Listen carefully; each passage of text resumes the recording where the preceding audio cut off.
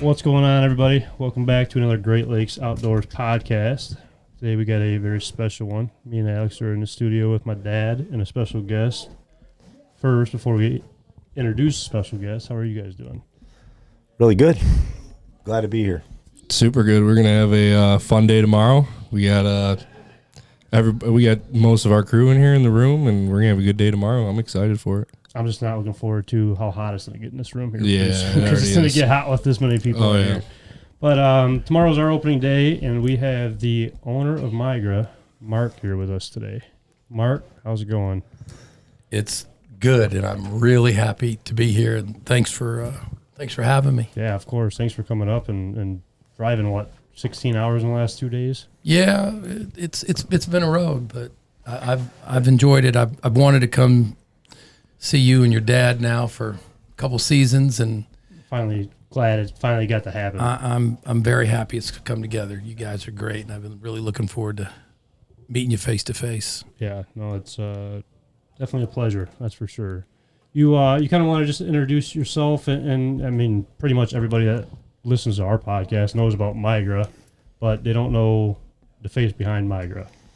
Well, there's a couple faces, right? And I think that's the strength of Migra. There's a lot of faces behind Migra, and in the end, you're only as good as the people that you have around you. And I know that a lot of people know Wade Shoemaker, right? He's a special guy, and he is our ambassador that kind of manages all the relationships in the hunting community and in all the hunting industry.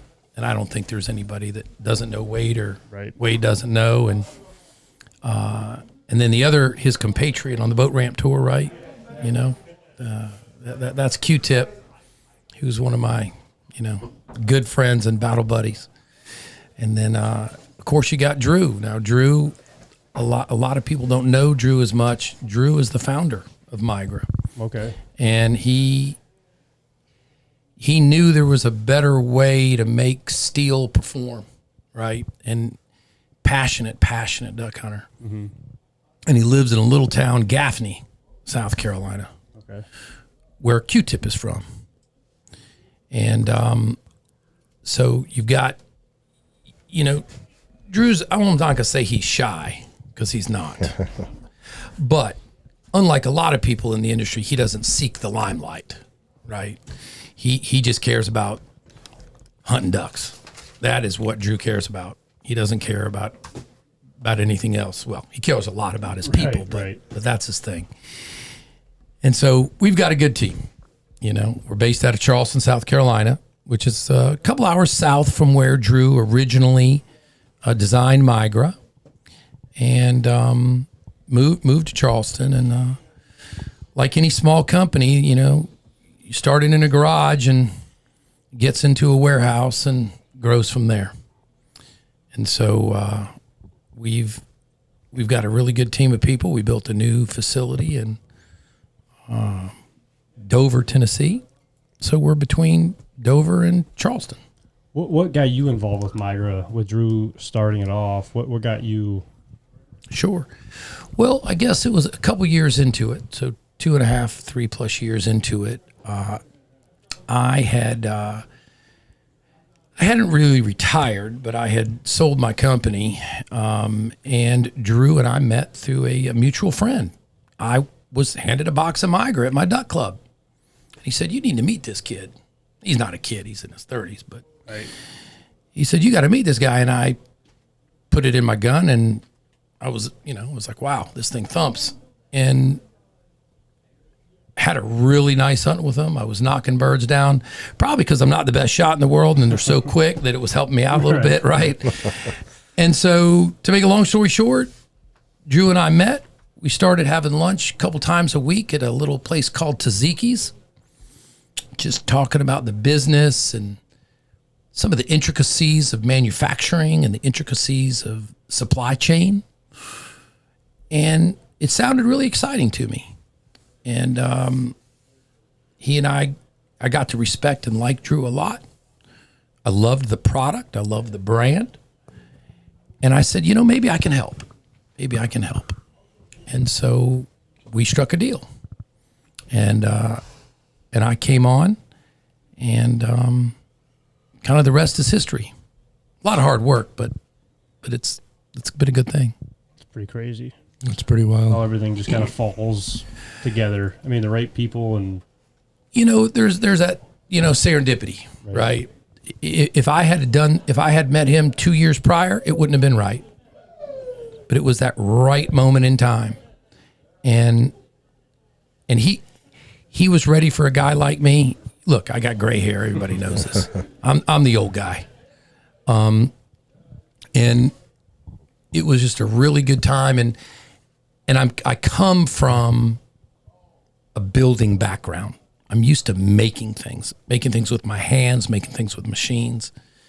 So, although I'm not going to say at the time I was an energetics consultant or professional of any kind, but making things is making things, right. And there's a precision to it, and there's an art to it. Heck, you make Mustangs, right? Yep. And so it's been good. We're learning every single day. Every single day we're learning. That's a big thing too for every company out there. It just seems like, I mean, if you take a step back or slow down at all, you're going to be way behind. I mean, you got to keep that. You want to keep learning and not just stay stagnant with everything. You have to keep and obviously, like we talked about, I know that from the corporate world, you got to keep your foot on the gas, especially when you're introducing a new product to a saturated market. You have to keep your foot on the gas. You do. You've got to be thinking about what's next, Right. While not taking your eye off the ball of what you got to achieve today. Look, this is an extremely competitive business. Mm-hmm. Let's face it. You've got big legacy brands, Right. and their ability to buy significant sections of the marketplace, whether they buy up all the gunpowder or what have you, they're very, very powerful companies. And then you've got the smaller guys like us, like Boss, like Apex, to which I am all friends. Right. I have a philosophy, and I don't mean to meander here. No. But like the craft brew business, they didn't look at themselves as competitors. They looked at the big guy as the competitor, and they said, you know what? Let's start buying hops together. Let's start doing things together. And then from that, they grew. So you've got to be thinking about the next thing, but you also got to be thinking about who you're going to ally yourself with and how those allies are going to help propel your business. It's pretty much like kind of one of our sponsors, GK Calls, like the call company that we use. When Glenn was growing up, he was talking. He'll tell us stories about going with Tim Grounds and all these like big time. Got Sean Stahl, Scott Trine, and all these guys out to dinner and stuff, and everybody was just one big family, and everybody grew together instead of being like kind of what it is today. It seems like a lot of these companies are separated. Like it's more of a competition. I got to do better than you, so. People just need to realize that it doesn't need to be that way. It really doesn't. Right. Doesn't need to be so cutthroat, It absolutely doesn't. Look, you can either look at it as I want a piece of an existing pie, or you can look at it as what can I do to grow the pie. Right. And I think that's how we look at it. My entire team, and Drew and I and our entire team look at it that way. Everybody wants a piece of the pie.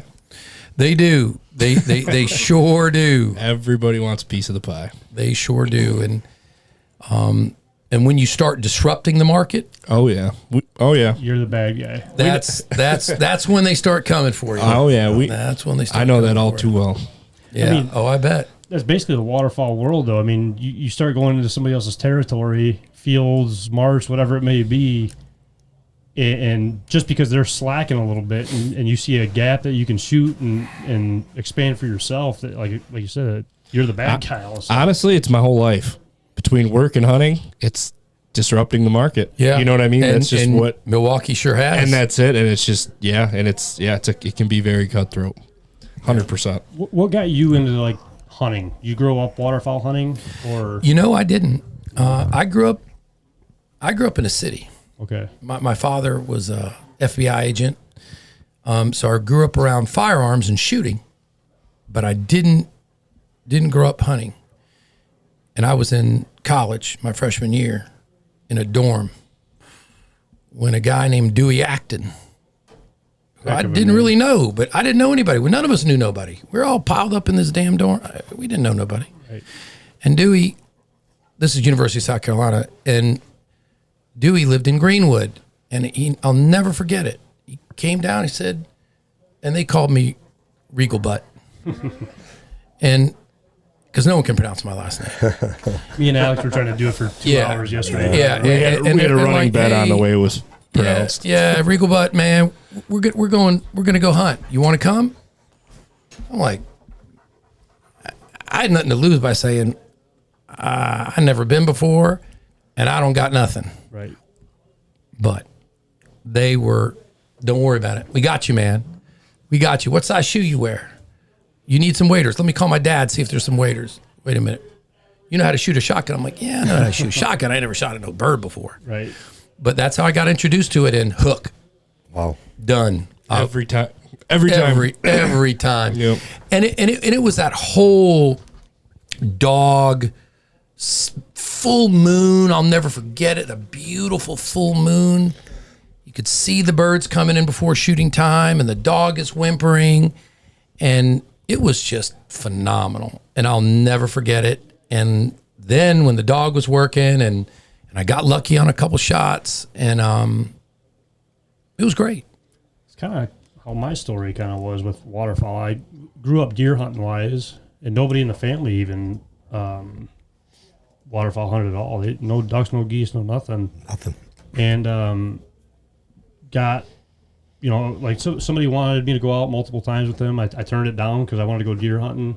Finally, they convinced me to go with them, and I went one time, and here we are today. Like, it was just one of those things, like you said, like, amazed by everything. How can you tell that duck is that duck, or it's a crazy different world from. Oh, the fact that they could tell the different ducks in the dark by the wing beat. What? Yeah. Right. But it was also so social, right? I think that's the other piece, the social piece with your friends, which is, I think, why when we had that first conversation, I was sitting at my kitchen table when you and I and Q-Tip had that first call together, right? Yeah. Yep. And you could just tell you had just a good group of people, just friends, sharing experiences with each other, because you're not taking the rest with you. Right. And then when you with your son, with your friends, that's what's special.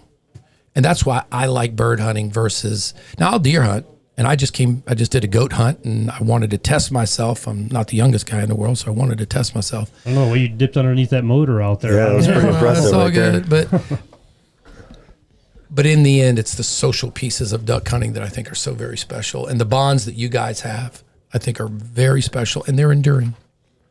I couldn't agree more with that. That's to me the part of being out there, the social part, the cooking breakfast.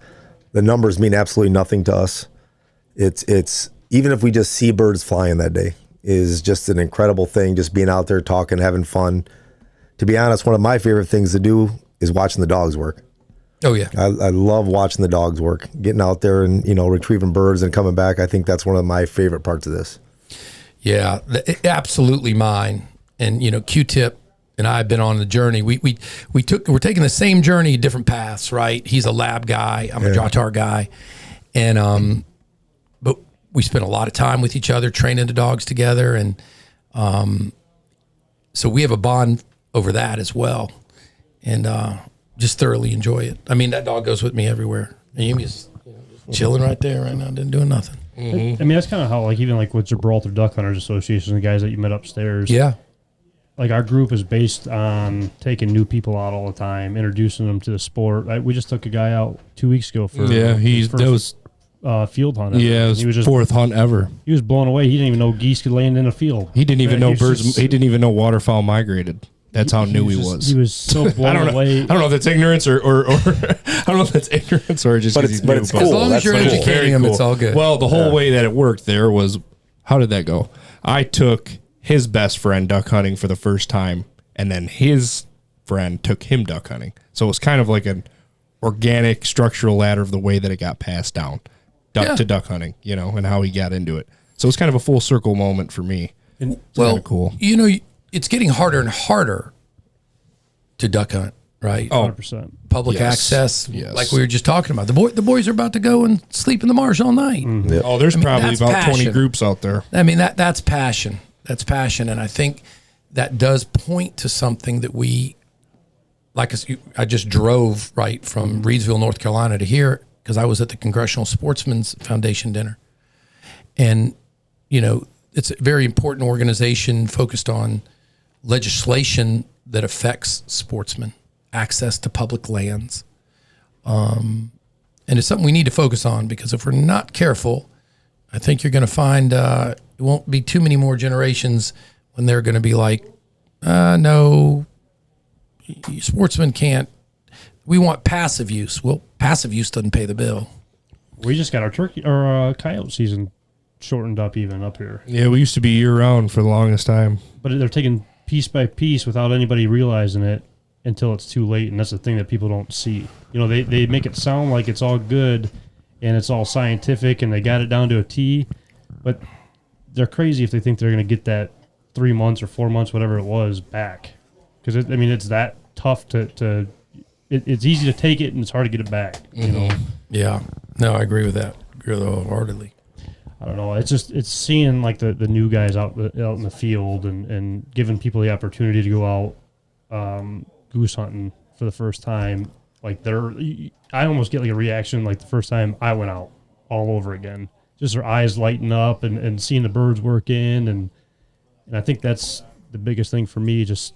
That's what drives me the most. One of the things that I've found is phenomenal about duck hunting and the social aspects, I've met people from every walk of life you can imagine. I'll never forget so obviously I got hooked on hunting and I went to work for a U.S. Senator for a little while. And then I went to the NRA and I was at the NRA for 5 years. And at my first show, a Mennonite guy came up to me, Stephen Booker. I'll never forget him. And we just got to talking and I instantly liked him. You know, he had his overalls on and his thing, you know. And he said, well, you need to come duck hunt with me. And he lived somewhere in Pennsylvania, in the Pennsylvania Dutch area. I can't remember the town. Hershey, somewhere right Lancaster. Yeah, Lancaster area. Yeah. And I went up to hunt with him. And he's a pig farmer. I'd never been on a pig farm in my life. Whoa. Buddy. Crazy. I could smell it in my mind's eye right now. Yeah. And I helped him that day. And then the next morning we had a burner on this little hole. And we couldn't have been so different. Enjoying the same thing. And it's wild, isn't it? That gave me the chills. That's wild. It is. And just recently, last year on my way back from my mountain goat hunt in British Columbia, I drove down into Alberta and we hunted with the Hutterites. Man, you couldn't have met. Now they live in an isolated community. Like that's their little world right there. And you know, they do business outside, but they live with themselves. Man, they couldn't have been the nicest people in the world.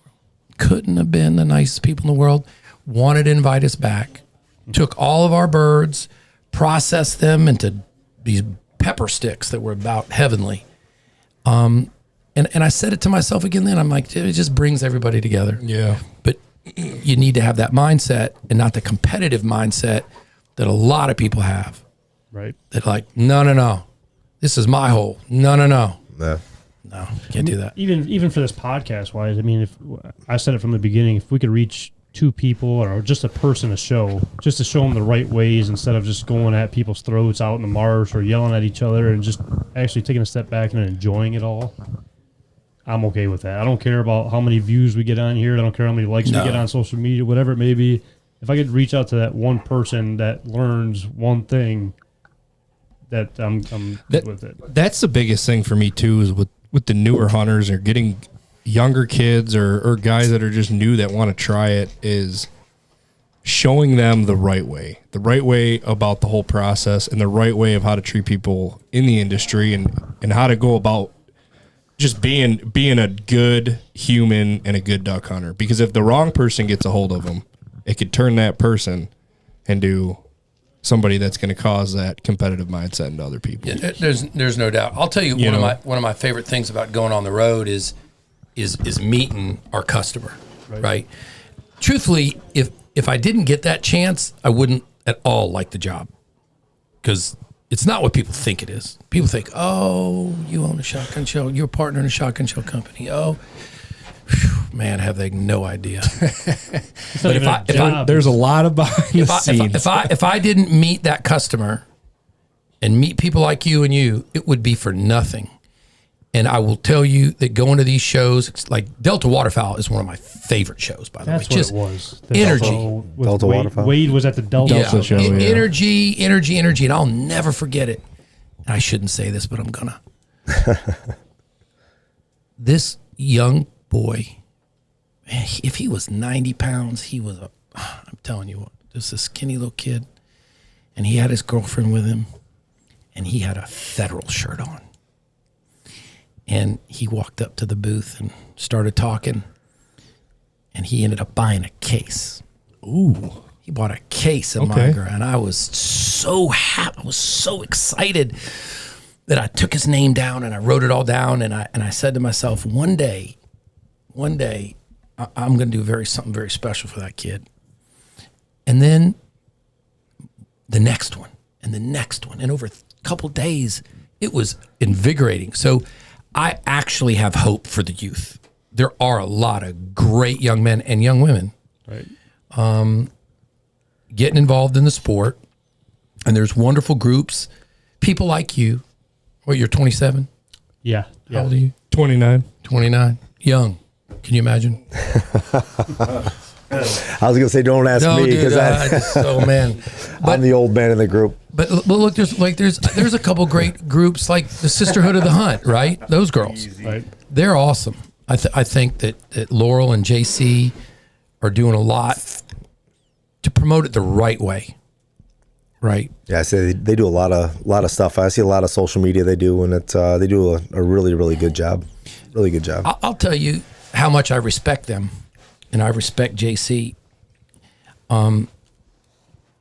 My social media guys had put a video together, and it had some rap music overlaid to it.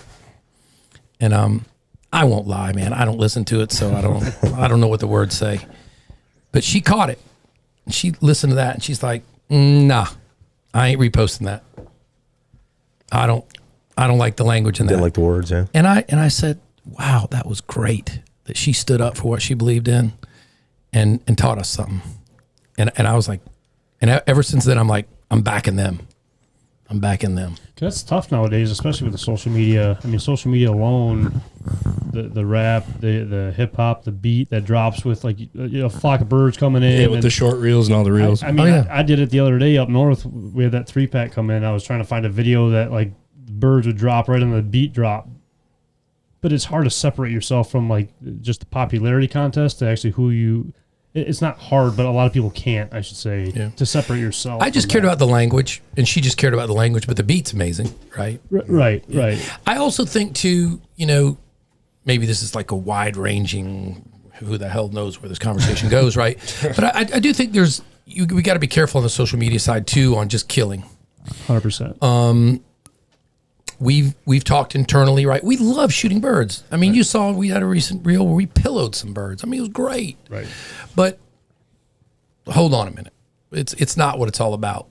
It's harder to capture that behind the scenes, the moonlight, the feeling that we all have together. And I know that Wade and the team are committed and working very hard now to kind of show that more. Right. And it's not just about the kill. Well, the boat ramp tour is a good lesson they come out with last year. That was a really good program that Wade and Q-Tip did for just promoting, and you didn't see a lot of killing on it. They were just at the ramps. They were talking to people. Everybody's excited. They were trying to introduce them to different things and just meeting people and talking to people. And, that's one of my things too, is, meeting you today. I mean, obviously we've talked quite a bit on the phone, but just your passion that you have, not just for, like you said, the killing, but the sport and the people and the younger generation. That makes me so much more willing to say, hey, these guys are the best people we could associate with. And it just makes me so happy that you're here and what we've done over the last few years with Migra. Well, it's what you're doing, right? Because look, we have a commitment to the public hunter, right? And that's why we did the boat ramp tour. But we have a commitment to you. And we're a small ship with a big rudder, and we can make changes real quick. We don't have any big hierarchy of command and 50 approvals. We just don't. Right. We all think the same.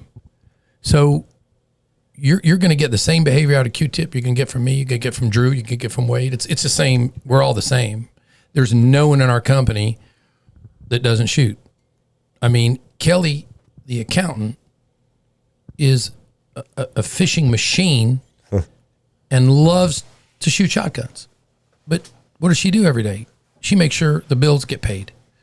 But there's a culture, I think, within the organization. But in the end, it always boils down to the customer. We never want to be a company that doesn't know you. We never want to be, look, we've had some failings as a young company growing. You have to acknowledge those, and you got to learn from them. But you got to, number one, care about who your customer is, and focus on that. And if you focus on that, the rest will take care of itself. And so now that we are getting to be a pretty sizable company, just the other week I emailed Wade and Q, and Drew and I were talking, and we said, well, how do you replicate them, right? How do we? There is a point at which, because as you know, if you get on the phone with Q-Tip, he'll talk to you for an hour. He's never going to make you feel like you're not important. Never. 100%. Ever. But in the end, when you got hundreds of thousands of customers, well, that's a lot of time talking. It's hard to talk to people. So we need the next generation, and that's why you got young Will and young Gear. Yep. Go ahead. That's one thing, like with Migra wise, though, why we stand behind like you guys so much. We always preach about we stand behind the companies because we believe in them. And like the other day at Frank's up north for the middle zone. It's a great story. There was a guy up there, well, even last year, there was a guy trying to find shells and buying shells, and I ended up giving him 2 boxes of shells just for him to try out Migra. And then this year alone, there was a guy looking at the timber load. This is like his second time going out waterfall hunting. I think he's a U.S. sniper. Yeah, he for was, the Army. He was special ops, and he was looking at it, and me and Brandon and Fonzie were saying, you won't regret buying the Migra. I promise you right now. He looked at the price. He's like, oh, man, I don't know about all that. And I said, trust me, you will not. You said something else that convinced him. He looked at it, he double took. He's like, $47. He put it back. That'd be the best decision of your life. You better pick that box back up. That's what you said. And he grabbed it. He said, all right. Out of the store with it. Grabbed it and bought it. And but there was a backstory to it this was a great story, and I'm glad Kyle brought that up because I wasn't with them at the time, but it almost, like an ambassador for Migra, and just go ahead and finish the story about what happened with this guy. It was a great story. I don't know. Well, when you went in the parking lot, you talked to him quite a bit, and I talked to him for quite a bit. At the time, I didn't know he was special operations. I didn't know anything about the guy. I just wanted to be able to promote Migra at the end of the day. But to see what, giving back to him and what he's done for the country and getting to just know the guy, he's only been out 2 times. He doesn't know what's going on. And that's what he's going to remember when he's out there shooting Migra, shooting some birds out there wearing There's a way we could follow up with him. Yeah, well, he's going to remember you first. Right. Yeah. I think that's the, Follow up would be cool. Yeah. Follow up would be cool. But just like I said, standing behind brands and companies that make you feel important. You want to grow together. There's a lot of these companies out here that won't give you the time of day, and to find the right people. I mean, it's like a hunting group, like we talked about. Yeah. It takes a lot of time and unfortunately friends that you go through to find the right people that fit your life and to find the right company. It's a huge thing. I think for us, it feels more like it's a partnership, right? Yeah. It's not transactional. It's more with you guys. It's definitely like a partnership, and and helping both sides grow equally as much as we possibly can. I think that's just the way it makes us feel. Is like it's a true partnership. Well, we appreciate that, and that's the goal. Yeah. And we've got some great relationships with other brands. We do a lot of work with other brands, and it's funny now that we've got some. I'm not going to say who they are, but these are big, big, big international companies asking us, well, how do you do that? How do you? And we're like, wow, it's kind of hard to believe that they're asking us. But in the end, it goes back to they're so big, they got a small rudder, and this decision-making chain is so big they can't be nimble, and that's difficult. And we say to ourselves, look, we want to be a big company, but we don't want to ever act like a big company. Right. I think that's hit it right in the head there, because I've had conversation with Mark and Q-Tip, and it's funny because when you start where Migra started, it hasn't changed, not one bit. It's you've gotten bigger and bigger and bigger, but the relationships, the customer service has never changed whatsoever.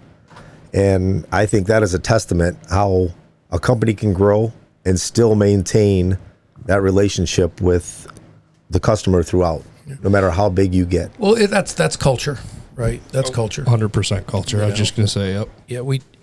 Yeah, but look, we make mistakes like everybody does, right? Like we've learned a lot about the development of our shells over the last couple of years, and I think the product that you're starting to see now is even more evolved and getting better and better and better. And I'm happy to say that that all of our waterfowl product that you see right is now we had a great relationship with another company that helped us build them in Canada, good company, but we wanted that control. And honestly, we wanted the jobs in America. If you really want to know the truth, we want to do this.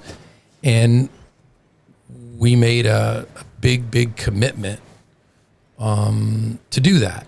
And it's only now, 2 years from the day we made the commitment, now starting to bear fruit, right?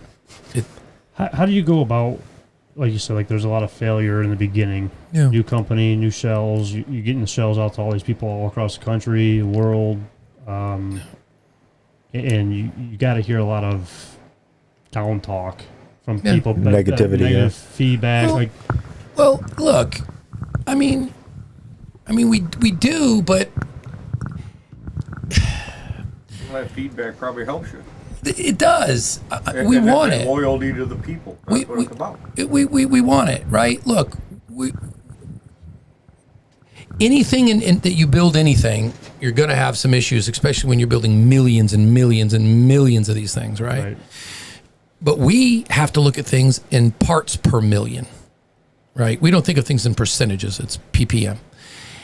And when you consider the millions of shells that we're making, and then we do our very best. I mean, anybody that's dealt with our customer service department knows how good they are. Like we just recently made a mistake where one of the young guys forgot to check Facebook. Well, I would have hoped that the customer would have gone to our website and got us that way, but he made a post on Facebook and my guy didn't catch it. So he got a little upset, and I understand that. But our goal is to address every issue, learn from them. But I will tell you that little trick, not a trick, that's not the right word. That's a bad word. There's pejorative, but half the problems aren't our problem, if you really want to know the truth. Right. But you can't say that, nor do we feel that way. We care if your gun barrel blew up because you happen to have put a highly restrictive choke and put an 1 3/8 load at 15 through it, and it's -1 degree, well, you might have a problem here. But we don't approach it that way. First, we're really sorry that happened. Now, I'm going to tell you, most of the gun companies don't own issues. So it's always left to us, if you really want to know. I could see that now. It's up to us. And normally, not normally, every single time pretty much we'll make it right. Even if we find out 30 minutes into the conversation that that shell been sitting in the bottom of that boat for an hour and now it squibs. Oh, really? and the guy will be like, well, I'm waterfowl hunting and it's raining. Yeah, but you got to keep shell dry. Right. But it's just good business. In my opinion. It really is. It's good business. Here's some new ammo. Here's now what we do is we do want those shells back, and we'll send you the label, right? And then we're talking, I want to say 43 complaints out of thousands. Millions. Yeah, millions. Yeah. Millions of shells. So it happens. So that we can is talk about the good stuff, though. No, that's the best part about it, though, is that even though you look at that PPM, you're looking at it to say, hey, I'm going to make it right, even though I know, or I'm at least going to listen to what you're telling me. So maybe there is something there we could change or something we do, but you listen. Well, you always do. And I'm not going to talk about certain guns, but there's some semi-automatics that have a tendency. So when we see that cartridge with the side blown out of it, well, it didn't lock, and it blew it back, and the bolt just didn't lock. That doesn't mean I'm not going to own the problem and say, hey man, here's what we think happened. Look at that little dent on your hull right there where it slid. But we're still going to send you some shells, and we're still going to take care of you. Right. And I will tell you what, I think anything in life, if you own your mistake, the person's going to appreciate you more, and the better friends you're going to be. 100%. So I will tell you that's where our team has turned problems into information to improve our product, but really actually solidified a friend because of the contrast with the rest of the industry. Right? Because a lot of these guys ain't going to call you back. No, right? That's... I'm sure umpteen said, you know what else? You know what he did do for me, though? And they tell their friends, you know what Migra did for me, though? And they sent me this case of shells, and they found out the problem, what I had. Yeah. And it helped me. We send everyone back to the factory to test. Big difference. Yeah. We talked about market share earlier with where I work. Yeah. And I see the way you guys go to business and the culture and the way that you guys operate, from what I'm hearing from you, the exact same as where I'm employed. And I want to say that's why you guys are growing so fast and at such a positive pace. Well, not knowing who you work for, but I'm not going to say who I was just with. Right. But who totally was giving me why Milwaukee was doing so great. And you're exactly right. It's insane. Yeah, it's exactly right. Literally spot on. And spot I think, same culture. Yeah, it's insane. The support piece too is the same thing. Yeah. I mean, if I meet a guy, he's seen it. If I meet a guy out in the parking lot, and it happened here. He was in the parking lot. He had the pack out system or storage system. Yeah. Lithium battery caught on fire. All of his pack out. Give me your name and number. Got them all right. Sent them all. Got them right. Thanks, man. I'm going to go back and buy. He goes, now I'm buying the MX Threader, which is, an $8,000 piece, but that's what it's about right there, is taking care of people. Well, you're talking about lifelong relationships. Oh, yeah. I think that's the problem in a temporal society. People just want it now. And they're like, well, that wasn't our problem, Mark. Why did we just send him that? Actually, I don't have to explain that to my people. But when other people ask me, I'm like, that's going to be our customer for life. And we care about nurturing that customer. Yep. But I think the other commitment too, and not to digress on this, is people don't realize the commitment that Migra has made to manufacturing. So Drew is the real true originator of the stack load, the true stack load, not a blended load, but a true stack load. And one of the problems that when Drew was loading that by hand, you could get a perfect shell.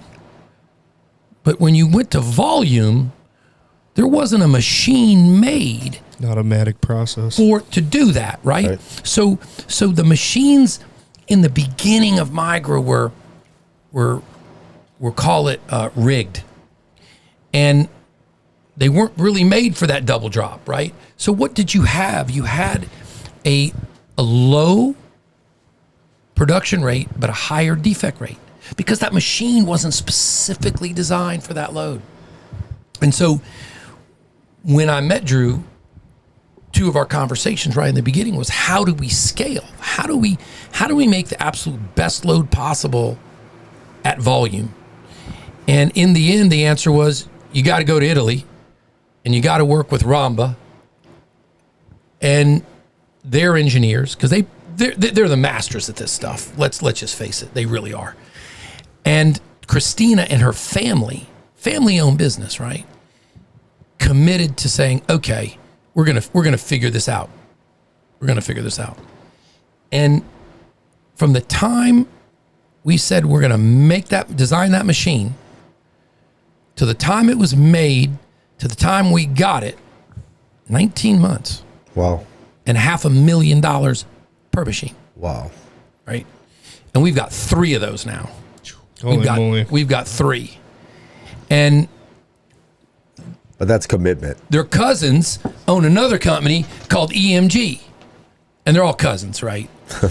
and so now, and we just got our new EMG Rainbow, specifically designed to make our 20 gauge 2.4. And that's all that machine's gonna make. Really? It's all that machine's gonna make. Wow. 7, 8, 9 million of those alone on that load. Wow. Right? But it was designed to perfect that load because it's a little bit tricky to make. It's a little bit tricky to make. So I talked to you the other day, Mark, and I don't know if you can talk to a little bit. Yeah. I told you a lot of the questions I get with the stacked loads is the stampings on the shells themselves. Yeah. And we had talked about that a little bit about, I get a lot of questions is... what is this once you take it out of the box? Right. What am I shooting now? Is it a 2.4? Is it a 2BB? Is it a 1.3? So I don't know if you could elaborate on a little bit on that. What's going on? Look, where there's a will, there's a way, and an investment. So we have now switched to all these new digital printers that if you saw the new TSS load that we did for Max Prairie Wings, it's a 4.9 that Max had us do custom for them. And you know, just quick digression, Max is good friends with Simmons, good friends with Rogers and Avery. And even though Max custom ordered that and Chuck and Matt Spoon are the ones that committed to a lot of money to make that load, they shared it with their friends. And people said, well, they're competitors. Well, yeah, they are, but they're not. And so the next thing you know, they're like, these other stores have it. And that was exciting for us. That was great. But if you notice, you'll see it's all printed there. And it says steel bismuth. So all of our new loads have that on there. So what you might see over the next few months is some of the older stock getting bought through.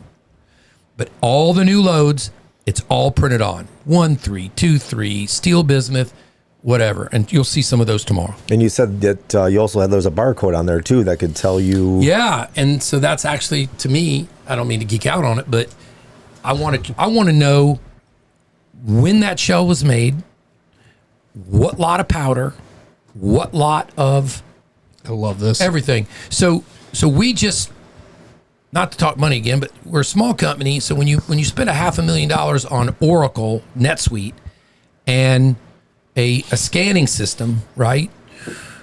You've got to learn how to harness that data to support you and support me and my team.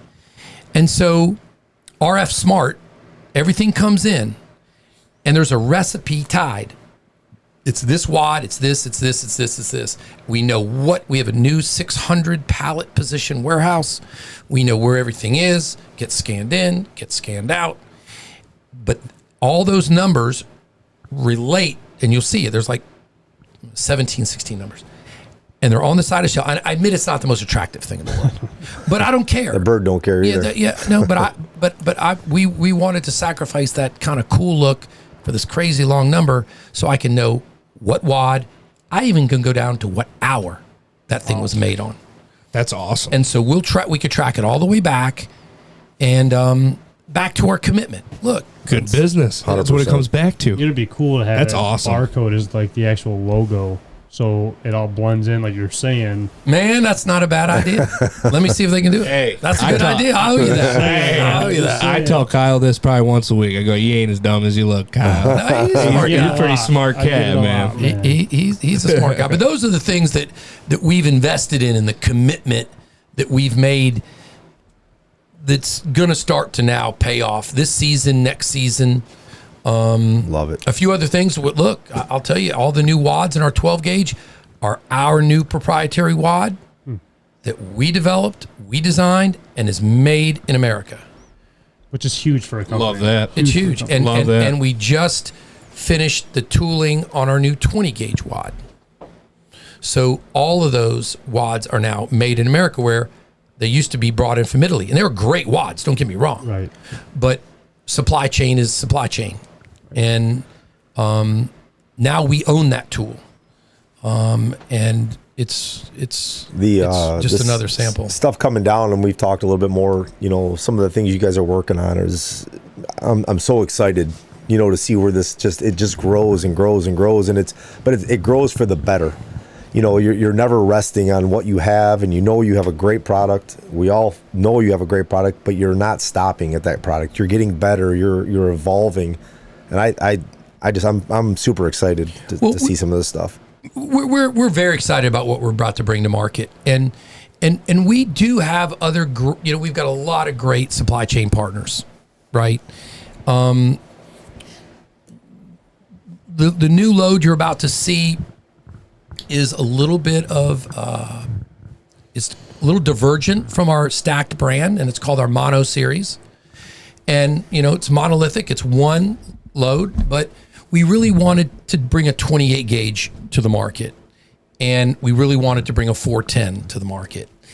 And it just really there was an added efficacy through the stack technology there. The stack technology in a 12 gauge steel, undeniable what it does. When you start to get into those really sub gauges and using denser metals or denser alloys like bismuth, we feel as a company you didn't need that stack technology in it. And we have a new 28 gauge and a 410 that you'll see here in a couple weeks that are both number 6 bismuth. Next year, you're going to see another variant on that 28, which will be a 3-inch number 5 bismuth. Very cool. And what I'm honestly just so excited about is our new 16 gauge. I'm a lot older than you, a little older than you, and a fair bit older than you guys. And I have still older than you. But That's true. I've got some old guns, and I want to use them.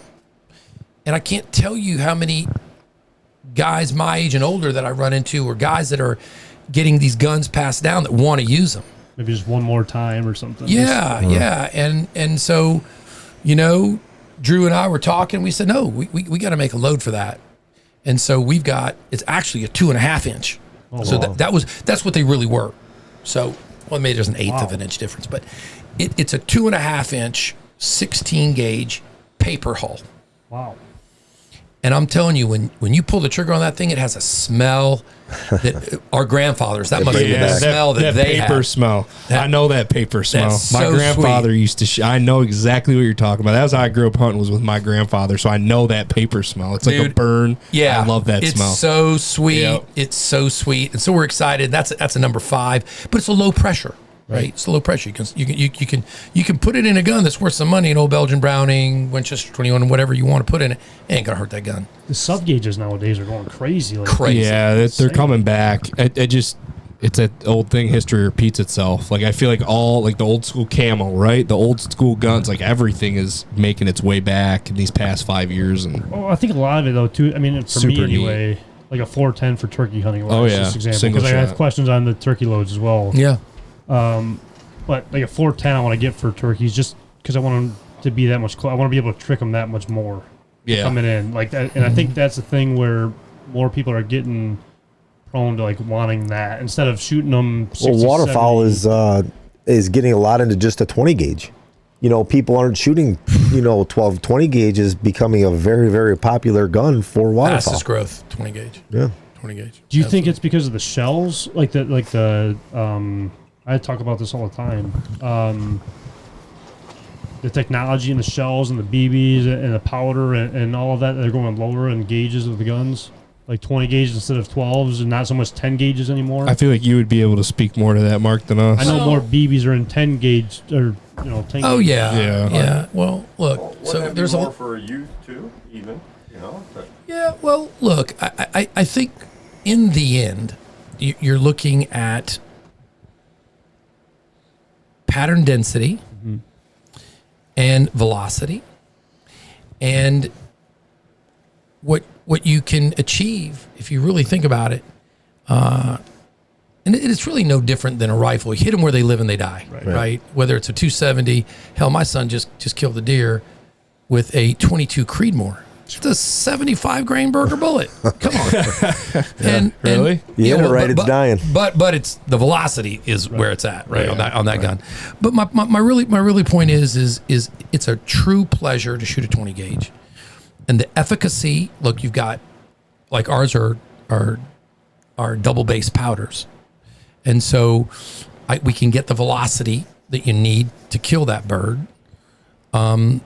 With our stack technology and our slit and stitch wad, you're going to get that pattern density and truncated shot string. So as long as you're shooting all right, you're gonna kill it dead. You're gonna kill it dead. I think too Struggle is for some of our guys is shooting. well, I mean the weight of a gun, 20 gauge is going to be a lot lighter. Yep. Some people don't Recoil. like the kick, the recoil of the gun. That's another big thing. But Kyle, you're right. I think the technology and the things for a 20 gauge just makes it more pleasurable to have out there with you. Yeah, instead to of be dragging shooting around 12 over gauge. and over and over and over again, especially too, right? Like I said, I think, well, for me personally, I don't want to speak on anybody else, but just to be able to get those birds that much closer to you. I mean, last year we shot, 6 or 7 turkeys within 15 yards even. But I want to get them that much closer to be able to even use with a small- Migra. Yeah, I know. Just Well, using Migra. well, so now you're going down there's a lot going on when you're talking about turkey loads, especially when you're talking about tungsten, right?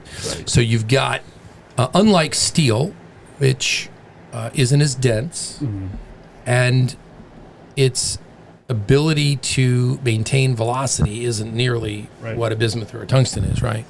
So when you're using tungsten on a turkey load, I think you're going to be really surprised. We have a new 410 number 9 tungsten coming out for this season. That's the reason why I'm going to buy a 410 this year. And I'm not encouraging you to shoot at 45 yards or 50 yards, but I think you're going to be surprised.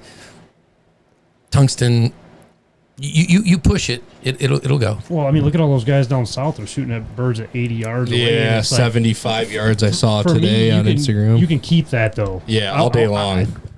I don't feel like successful or like it's the game, right? It's the game of getting them in that the close. respect I have for that animal to be able to shoot it at 80 instead of 10, 15 yards in front of you. Like I have a lot more respect. Well, but the beauty about turkey hunting, unlike others, look, you duck call, you goose call. We all know it works. Right. But I think elk and turkey are the two where it's a dance, right? It's a one-on-one, mano-y-mano. Yeah, it's a different art. Yeah. If you've ever had a chance to be with a really great turkey caller like Matt Van Cees or somebody who I've had the pleasure of hunting with, and just amazing what they do. World champion, ain't he? Does it 9 time. Yeah, it's 9 time. Greatest ever. But he lives and breathes it. That's who he is, right? Yeah. But I'll say I think that you are seeing a very big shift to sub gauges.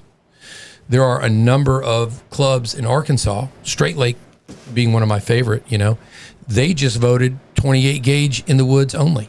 Wow. I heard that about a different club as well. I think There's it was a bunch in of them. Kansas. Bunch of them going that way. 28 only. Wow. Did I Does White Oaks follow that too? I can't speak to that. I don't know. I'm pretty sure White Oaks does But that too. there's a bunch. But they're looking, especially in timber, for that very intimate experience, right? Like you hunt straight lake, for example.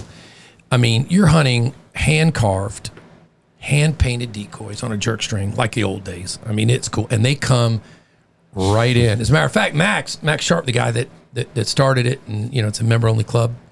But they're very generous about taking other people hunting. They've got I think it's called the Silver Mallard Club, and it's 3 mallards, 3 shots with a 410, and then you get your name on the wall. Wow. And you get your name on the wall.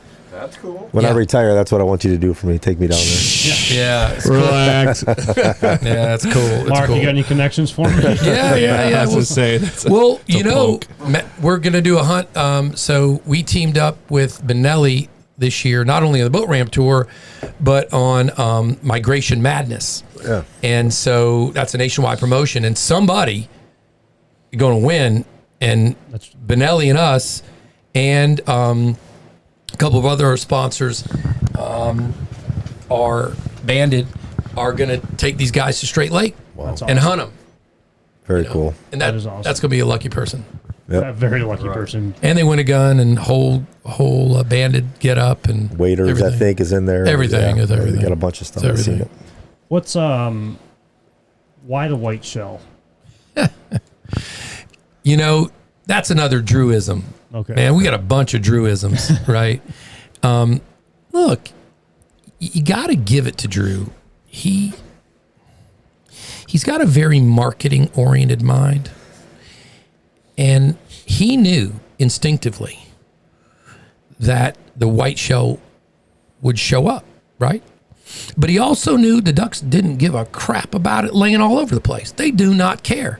So when people call, well, that white shell going to flare the birds, there's 100 dead birds here. What make you think they're flaring these birds? Right. But Drew knew instinctively that if Migra did the white shell over time, consistency like anything in life, people would see that, wouldn't even need to read it and know it's Migra. Right. Know it. And like many things he's done, stroke of brilliance. Stroke of brilliance. I think it's cool because when I first started shooting, and Kyle will attest that I was the first one that tried the Migra. Yeah. And there's one of your shells. Well, I only shot twice. Nope, there's 4 of them, and you're the only one shooting, so you shot 4 times. So everybody knew what I was shooting, and I couldn't hide it anymore. But now that we all shoot it, it's a little bit easier. But Yeah, it's had some interesting added benefits. That, like you've seen the custom, like the beautiful custom shell you just gave me. That was such a wonderful present and thoughtful. Thank you guys. Yeah. Of course. And custom ammo, right? The shirt you're wearing, Blake, and he's awesome. Great people. And he takes our shells and he does custom printing on these shells. And these shells are bad to the bone. I mean, just bad to the bone. You could damn near do anything. Anything on you them. can think I of. know. Flag, candy canes. I was seeing for like the Christmas shoots. and Yeah. things. Yeah. And so what's happened then is some people have come to us for special promotions. Well, guess what? We're along for the ride. yep. And so it's had these other really interesting benefits. Now, we have made a big change again to the shell.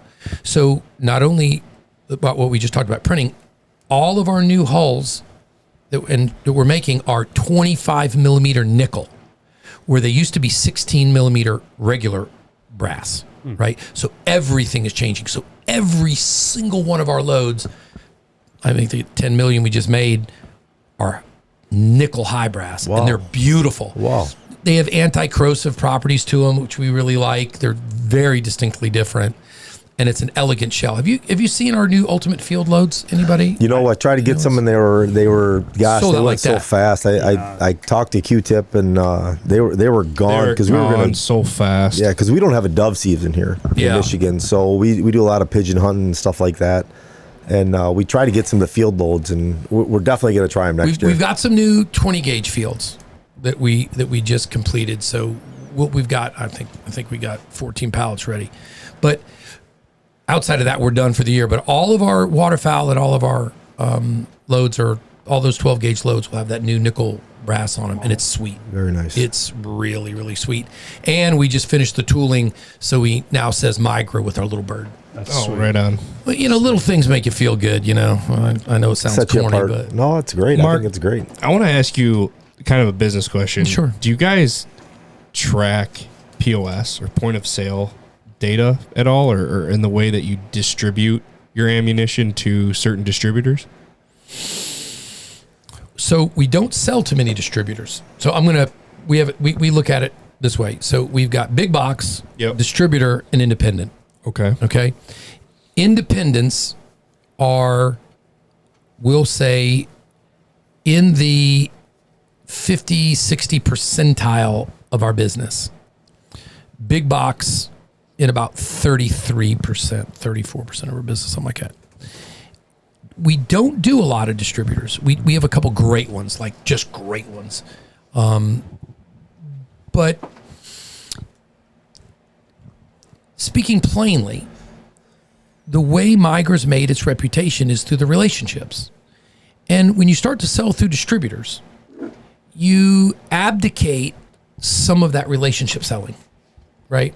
Now, we have thought about a slightly different model where we still maintain the day-to-day relationship, but the distributor just fulfills the shipment.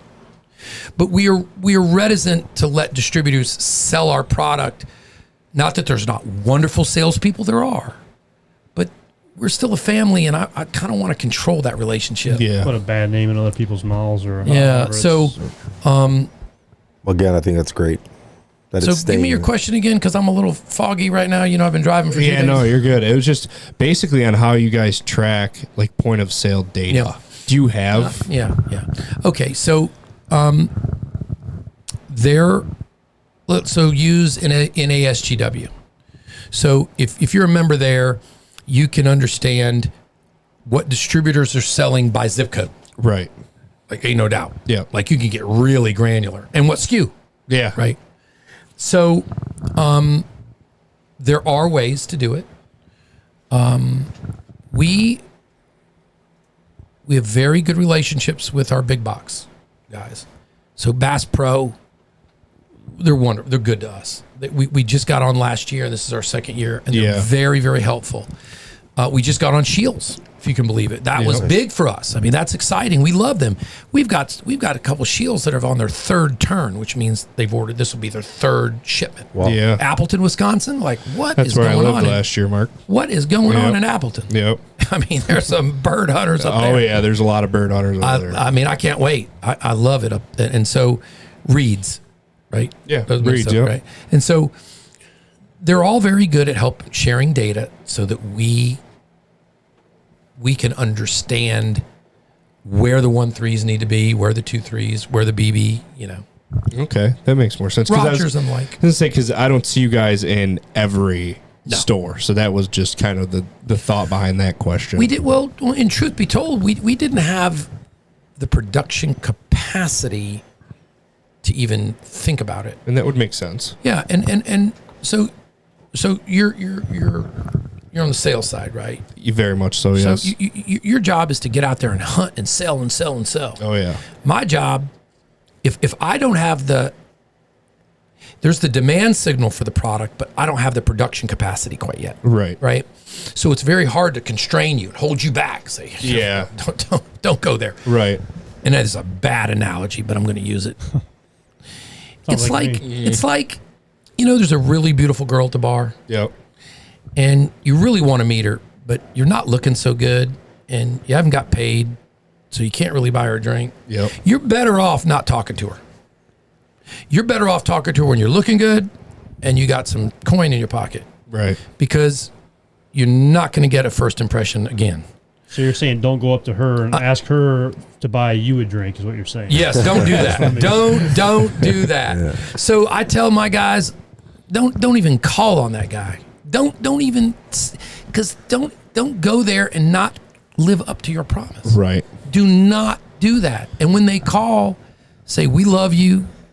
We're not there yet, but you'll be the first one I call when we are. Right.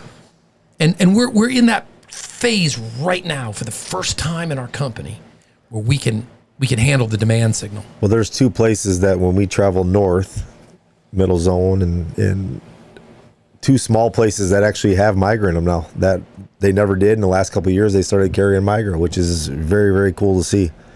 It's cool to see. I was, like I said, I was in Reedsville at the Congressional Sportsman's, but I went by Southern States, and the local Southern States now carries us, and he's blowing it out, and that's exciting. Yeah. And so I went 15 miles down the road to an Ace Hardware, and this Ace Hardware now guy's carrying guns, right? And it's the coolest thing in the world. You walk in, there's barbecue, there's everything, and there's Ace Hardware over here, and a big ass gun store over here. He'd never heard of Migra. Got to talking with him a little bit. He just ordered turkey, dove, boom, boom, boom, boom. Just ordered it all up. Very nice. So we're in that phase. Yeah. You know, you're a monster, man. You guys are a big company with a big demand signal, and you're very sophisticated. We're still learning. I'll be honest with you, though. There's a big energy company here called Consumers. Big energy company here. It's between two of them here in the state of Michigan. Mm-hmm. We got into their business all from a tape measure. I believe it. From me giving a tape measure sample that turned into millions of dollars in sales from a tape measure and support. And that was it. I'm not here to sell you. Yeah. I'm here to see, I know you guys are using some of our stuff. I'm here to see where I fit in that support piece for you guys. Where does you know, a local rep fit in that support piece? How can I help? That's it. And that was all it started from.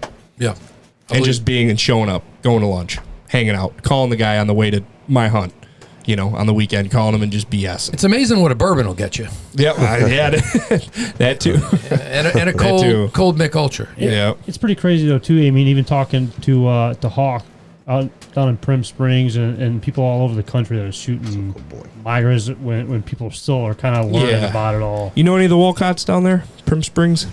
I don't, but I bet you my team does. Oh, I bet they do. Yeah. They and I just talked to Hawk yesterday, I think it was, and he can't talk enough about Migra, and I mean, there's so many people that talk so highly of it all. It's crazy. And what bounces off of that is like the guys over at Final Flight Outfitters. Yeah, John Ed Powers, John Braden, all them hunted with them last year. I met John Braden, his son. We became really good buddies. I went down there, hunted there last year with those guys, and that was all they pushed was Migra to everybody in the store. Well, and it was. That's because our sales guys have a good relationship. And that's what they said though. They you guys take care of them, and there's a really, really good partnership there. Yeah, and I think that just speaks volumes. Yeah, well, we like I said, we appreciate it, but I'll tell you, it's because everybody hunts. I'm not again going to talk about other companies, but I do have the great insight to hunt and meet a lot of people in this industry. I'm shocked about the people running a lot of these companies that don't hunt. Oh, we just talked about it in the car on the way here. Yeah. Man, I'm just not going to go into this any deeper. But I say to myself, wow, do you know your customer? This company will never have a Bud Light situation in my life. It will never happen. Yeah, it will never happen. Amen because to we that. know our customer. Right. Yep. We know who they are, and we are constantly looking for ways to connect, i.e. the boat ramp tour. You know, and our sponsorships of Dr. Duck and all those guys that are just real. Yep. I don't want a fancy Instagrammer. I'm just not interested. Right. Not interested. It goes back though to the crew, right? The backbone of the company, like Q-Tip, Wade. I mean, everybody behind the scenes that is doing the right thing. Though, you know, it's. Yeah. Well, we appreciate it. We appreciate it. I'm going to tell you, not to dictate where the conversation's going, but there's some interesting things I think that I think your customers might and your listeners might want to know. So let's talk about the gunpowder situation. And people, is this something you've been hearing about yet? Not really. No, not really. All right. Well, hasn't made it to our ears yet. Here's breaking news. You can do your news flash. Channel 4 reporting live. 30 to 40% of the commercial gunpowder market has been cut off. Really? Yep. So in January at the SHOT Show, right, we buy direct. We're very, very, very fortunate to have a powder supplier that treats us like family. And They care that we're an American company and that we're giving jobs in Tennessee, and they're making sure that we're fed the gunpowder we need to keep this company going. But what's happened is the war in Ukraine has depleted pretty much NATO's artillery reserves. And the gunpowder and the nitrocellulose that's being gobbled up to backfill it all has literally caused a constriction of over 40% in the commercial powder market. That is insane. And the truth of what the pain that the sportsman's going to feel in shot shell next year will be significant. It will be significant. You're seeing, so last year's season wasn't that good, right? We had a tough season. So you got a bunch of closet ammo. Yep. And then we had back stock, so now production's good. But only now, just now, the pinch is being felt. And I'm not going to talk about the other guys, but everybody's feeling it. Everybody. And that's why, back to the thing earlier I said about the co-ops and the beer industry, you know, smaller guys are working to help each other. Right. Are we going to see that powder? I mean, you're going to see it from a quantity perspective too, being downgraded. You're going to see. What about quality? No, don't worry about that. Just worry about the amount. Quantity, not quality. Yeah. Don't worry about the quality piece. As nitrocellulose is getting gobbled up. Yeah. And I was just in France in a meeting discussing nitrocellulose supply and our need to keep that supply chain open, and the real problems with that. I'm telling you that the reloader is in trouble, right? Absolutely in trouble. He's not going to have any powder. The companies like my size, if you don't have a very good supply chain, you're in trouble. You're in real trouble. And even the big guys are going to start to make some decisions on what shells they make and what shells they don't. Yep. And your prices are going up. Oh, 100% price is going to go Why up. is nobody talking about that? I'm surprised this is the first time. Mark's a little bit more in the know than I think the people we know. Well, but just in, He was in France. But the people need, like, that's crazy though. Like, nobody's. Yeah. Yeah. I don't want to create a false COVID scare. Go buy your ammo. Go buy your ammo. Yeah, right. Go buy it, brother. Right. Trust me, it's going to get bad. And I will tell you that if the Ukrainian war, something doesn't change, it's only pushing it out years and years, because in speaking with the people that make the artillery and understanding their backlog, in order to fulfill current orders, they're 2 years plus out. Wow. So it goes on another year. So no. so it's going to be really bad next year. And it's going to be really bad The following year is going to be even worse. That same be. thing. Yep. It will be. Yeah. Look, and That ball starts small and just keeps rolling down and just gaining speed. absolutely, everybody will be talking about it in 4 months. You watch. You look back on the date and the time we talked, and you're like, yeah, Well, it's he was ordering- right. Ordering shells now. Yep. Yep. Well, we're good. You're good. We're You're in good You're hands. We're in good hands. We're in good hands. You're good. But again, it's our relationships with the guys, and honestly, looking at the global supply, right? We just bought 20,000 pounds of our powder in South Africa, right? And it's our exact powder. It's not exact, but it's the same burn rate, same everything. But I'm literally having to scour the globe just to make sure that we're set, right? And I think that some of the other, we'll call it mid-sized companies, that's why we're kind of starting to band together, because some of the other guys, one guy might make something that I use and I might have a better supply chain on that. So you help me out with this and I'll help you out with that. And we'll get through it together. We'll get through it. That was a thing too. What I was going to say about, like, even like the stores holding Migra or selling Migra, like not burning bridges. There's a lot of people in the industry that burn bridges that down the road that they wish they had it. Yeah. Like Especially in this industry. Well, I mean, just the connections that you were talking about with the powder. I mean, if you're burning bridges that, like, 2 years prior that Oh, you're yeah. like, it Could don't sink matter. your Like, business. who cares about Yeah. that? Look at it now. I mean, Yeah. that's well, what what carries. what makes me is listening to Mark talk about that is and I know it's not what you said, but kind of what I'm taking is how much more behind the scenes of you're going to the store, grabbing a box of shells, putting your thing, you're going hunting. How much more effort and work goes behind the shot shell industry? Just, hey, we make shells, and I mean, like you said, you're scouring looking for products and stuff. It's not just, hey, we got a whole pile in the backyard, we're just going to start shoveling it up. It's not the way it works. No, it's nowhere near it. Look, Very interesting. The primer market, like 𝐤𝐤𝐬.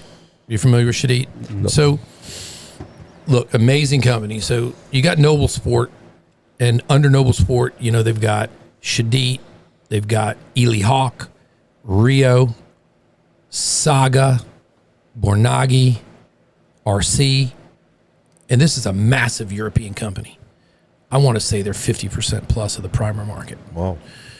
I'm not going to say what other manufacturers they make Right. product for, because that's not ethical. But if you know, they're overseas making a lot of big American brands, and I'm proud, absolutely proud to say they helped me and Migra make our field loads, right, in Spain. So all of our waterfowl, like I said, America. I couldn't scale. I'm able to take our patents, our technologies, work with them, and help us make it in Spain, right? Now, our hulls are extruded plastic, right? And then the brass is made, and it's fused together. And then the machine's called an indices, and then it seats that primer, right? So we buy those made. We do not have that manufacturing technology. I mean, I don't even want to tell you the cost of those machines. And by the way, that extruder that extrudes that piece of plastic, you don't shut that machine off. That machine stays on. You better run that thing and run at minimum of 16 hours a day. Wow. You couldn't. It's Because of the heat. It's got to stay heat on. and cool cycles. Yeah, Right. yeah. So, we've got a global supply chain. You know, our primers, our hulls. We buy some of our lead in some of our steel in America. I'm trying to buy more. You know, the things that go through our mind, right? So let's say let's say you're dependent on steel made in China, and let's say, for want of a few $1 million in steel, something happens in the South China Sea or with Taiwan. I'm out of business. I'm out of business. Yeah. So I need to make sure that I'm able to buy some in America, even though maybe it's a little more expensive, but now I'm a customer. And so when it hits the fan, I'm not begging them. I've got a relationship, and then they're going to help me out, right? I will tell you this. It's good business. So tungsten, right? So tungsten. Listen, there's not many places where tungsten's mined in the world. China, Congo, a couple other places. Have you ever seen a video of some of this artisanal mining? Looks like Conan the Barbarian. Yeah, it's bad. It's bad. It sounds like our lithium ion. Oh, dude, don't even, buddy. I didn't bring it up just because you were sitting there. Right. That's exactly what I was thinking. Yeah. But so I will tell you, there's some legislation. Well, the U.S. government thinking probably going to double the tariff on tungsten. So from 9, 18, all of a sudden, like, wow, that number's going through the roof. Yeah. Right. So people don't know there's a lot going on there. A lot going on, and just to make a little shotgun shell that goes boom, so you can stick another one and use it again. Yep. And it's not like this guy buying these fancy waders over here.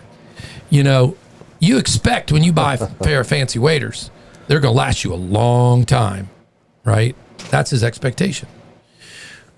Your expectation with me is you hope and pray you get to shoot a lot, Right. right? So, it's interesting. It's interesting. So a lot of behind the scenes stuff. A lot. That's for sure. A lot. You guys got any questions? Anything? I was gonna say, No. we can keep going. I know we can keep going. People would be bored all night. Yeah. People don't want to listen to this too much anymore. What we talked no, they about. will. No. They will. Well, my boring self. No, you're good. It's all good. I just want to say thank you again for you driving up here, spending some time with us getting to know you better, you getting to know us better, and to see who we are. I can't thank you for what you do with the industry and just everything as a whole. Well, the pleasure's 100% ours. And my entire team was excited. Like, 'cause I didn't know, they knew. And then I'm riding up and they're like, Mark, are you about to? I'm like, come on, boys. Can I not move without y'all knowing what's going on? But you've always, from the day we talked, always felt a special bond to you guys and how you do it. And you know that you're not charging friends. It's just the way you do it's the right way. And so when we talk about support, it's our pleasure. Well, I think, like you said, from day one, where I've spoke to you guys, and it's been more of a friendship. Yeah, you know, and I truly appreciate all the friendships I have, but with you guys, and now finally, you know, getting to meet face to face and spending some time, and we'll spend some time tomorrow in the blind and have some fun. And if there's no birds, there'll be no friendship. That's right.